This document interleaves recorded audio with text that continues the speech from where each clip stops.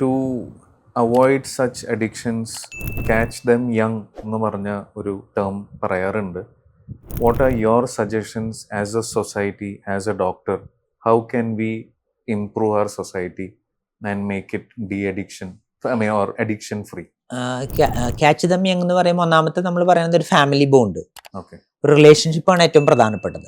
നമ്മൾ പലരും പല കാര്യങ്ങളും ചെയ്യാത്തത് നമ്മുടെ മറ്റുള്ളവരെ ആലോചിച്ചാണ്. കാരണം എൻ്റെ വൈഫിന് അത് ഇഷ്ടപ്പെടില്ല, അമ്മയ്ക്ക് അത് ഇഷ്ടപ്പെടില്ല.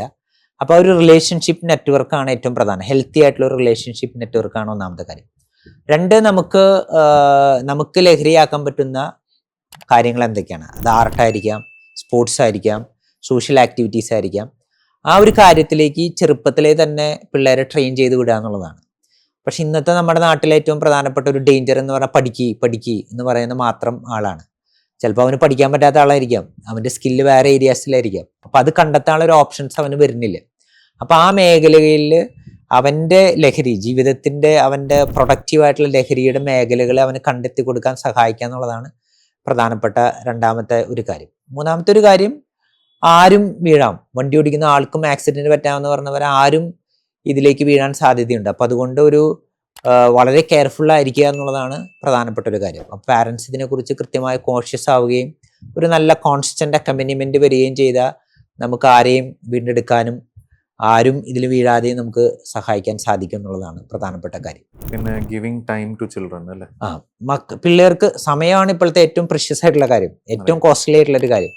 അപ്പം നമുക്ക് പിള്ളേർക്ക് ഒരു ക്വാളിറ്റി ടൈം കൊടുക്കാൻ പറ്റി കഴിഞ്ഞാൽ നമുക്ക് അവരുടെ പാരൻസൊക്കെ അത് പെട്ടെന്ന് പിക്ക് ചെയ്യും. പെട്ടെന്ന് അമ്മമാരൊക്കെ ചെറിയൊരു ചേഞ്ചസ് വരുമ്പോൾ തന്നെ പിക്ക് ചെയ്യും. ചില അമ്മമാർ വരുമ്പോൾ പറയാറുണ്ട്, ഞാൻ അന്ന് അവൻ്റെ ഒരു വ്യത്യാസം കണ്ടപ്പോഴേ ഞാൻ മനസ്സിലാക്കിയത് അവനെന്തോ ഒരു ചെറിയ മാറ്റം ഉണ്ടല്ലോ എന്നുള്ളൊരു കാര്യം. അപ്പോൾ ഒരു ടൈം സ്പെൻഡ് ചെയ്താലാണ് നമുക്കത് കൃത്യമായിട്ട് മനസ്സിലാക്കാൻ പറ്റുള്ളൂ. അപ്പോൾ ഒരു ക്വാളിറ്റി ടൈം പിള്ളേരുടെ കൂടെ, ഫാമിലി ടൈം പിള്ളേരുടെ കൂടെ സ്പെൻഡ് ചെയ്യുക എന്ന് പറയുന്നത് വളരെ പ്രധാനപ്പെട്ട ഒരു കാര്യമാണ്. സ്പോർട്സ് ആക്ടിവിറ്റീസിൽ കൂടുതൽ കുട്ടികളെ ഹെൽപ്പ് ചെയ്താൽ ക്യാൻ ഇറ്റ് ഗെറ്റ് അവേ ഈ അഡിക്ഷനിലേക്കുള്ള ഡിസ്ട്രാക്ഷൻ ആയിട്ട് വരും? സ്പോർട്സ് എന്ന് പറയുന്നത് നല്ലൊരു ഡോപ്പമിൻ ഹൈക്ക് ഉണ്ടാക്കുന്ന ഒരു കാര്യമാണല്ലോ. നല്ലൊരു ഡോപ്പമിൻ ഹൈക്കും അതേപോലെ തന്നെ നല്ല ഫിസിക്കലിയും ഹെൽപ്ഫുൾ ആക്കുന്ന ഒരു കാര്യം, ബോത്ത് ഫിസിക്കലി ആൻഡ് മെന്റലി. അപ്പൊ അതിലേക്ക് പോകുന്ന ഒരാള് രാവിലെ നടക്കാൻ പോയി വന്നു കഴിഞ്ഞാൽ തന്നെ നല്ലൊരു ഉഷാർ ഫീൽ ചെയ്യില്ല. അപ്പൊ അതിന് പകരം വീട്ടിലിരുന്ന് വെറുതെ വീഡിയോ ഗെയിം കളിക്കുകയോ ടി വി കാണുകയോ ചെയ്യുന്നവർ അവന് ഹൈ ഫീൽ ചെയ്യാൻ ചിലപ്പോൾ ഒരു ഡ്രഗ് ഉപയോഗിച്ചെന്ന് വരാം. അപ്പൊ ഈ ഒരു സ്പോർട്സ് നമ്മുടെ നാട്ടിലെ ഏറ്റവും കളിസ്ഥലങ്ങൾ നമുക്ക് നഷ്ടപ്പെട്ടു.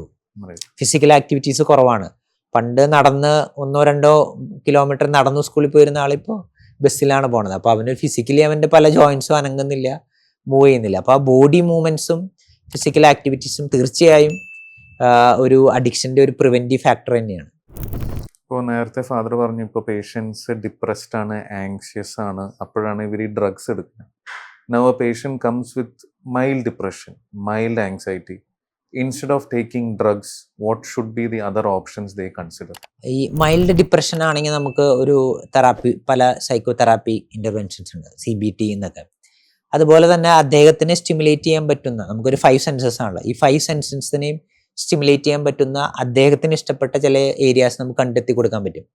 അത് ചിലപ്പോൾ ഇത് പറഞ്ഞ പോലെ സ്പോർട്സ് ആക്ടിവിറ്റീസ് ആയിരിക്കാം, അല്ലെങ്കിൽ ഒരു ഫിലിമിന് പോകണതായിരിക്കാം, അല്ലെങ്കിൽ ഒരു ഡാൻസ് ഇതിൽ പങ്കെടുക്കുന്നതായിരിക്കാം, അല്ലെങ്കിൽ ഒരു സോഷ്യൽ ആക്ടിവിറ്റീസിൽ. അപ്പോൾ അത് ചെയ്യുകയാണെങ്കിൽ ഒരു മൈൽഡ് കണ്ടീഷൻസിൽ നമുക്ക് ഒരു ഇൻ്റർവെൻഷൻസ്, ഒരു ഡ്രഗ് കൊടുക്കാതെ, ഡ്രഗ് എന്ന് പറഞ്ഞാൽ ഒരു ഫാർമസ്യൂട്ടിക്കൽ ഇൻ്റർവെൻഷൻ അല്ലാതെ തന്നെ നമുക്ക് കൈകാര്യം ചെയ്യാൻ പറ്റുന്നതാണ്.